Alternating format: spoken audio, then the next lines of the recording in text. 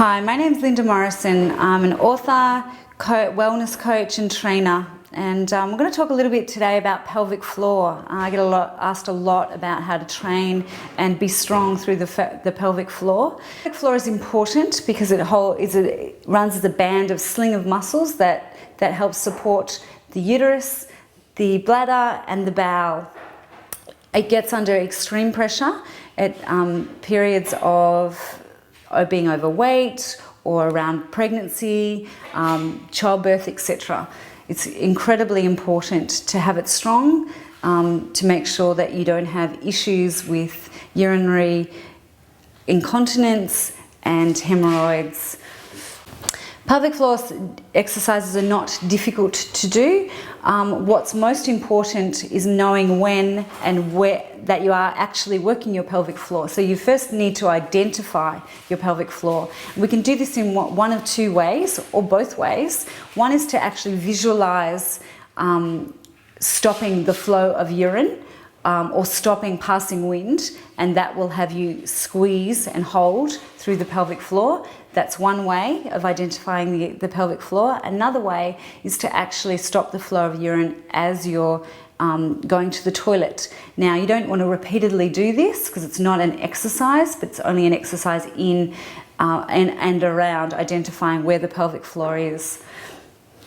Guys, we're going to go through two exercises now to demonstrate how to work your pelvic floor. Just to remember that when you work pelvic floor, you can be standing, sitting, driving a car. You just need to really feel that whole squeezing in as if you're trying to stop the flow of urine, okay? So, and keep working at it. Remember, all muscle groups get stronger. You just need to keep working them. So our two exercises here are lying down, as I'm showing you. What you're wanting to do is lift through your pelvic floor, draw your navel down to your spine, and then actually curl the pelvis under, or the bottom under, so you're flattening out that lumbar curve, and then you release it. Lift through pelvic floor. Remember, get that feeling or visualize that feeling of stopping and squeezing and holding the flow of urine. Okay, draw your navel down to spine and slowly tilt. And then release. Okay, so you need to actually flatten out that lumbar spine. You want to do about 2 sets of 10 of these. Okay? And then squeeze. Palms are up. Good. Make sure you keep breathing throughout the exercise. The second of our two exercises is actually a wedge. I like to call it like a cheese wedge. Palms are up, you're rolling your shoulders back and down. You want to lift and squeeze, visualize holding through that pelvic floor. Okay, then lift your whole pelvis all the way up. Strong through the quads here. And then down again, vertebra by vertebra. And lift through pelvic floor, hold, squeeze, all the way up. And all the way down. Lift up through pelvic floor, all the way up and all the way down.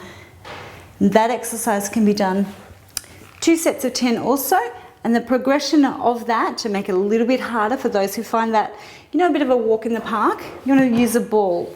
Okay, you can actually even use a chair if you don't have an exercise ball. So palms are up, roll your shoulders back and down, squeeze through pelvic floor, slowly lift up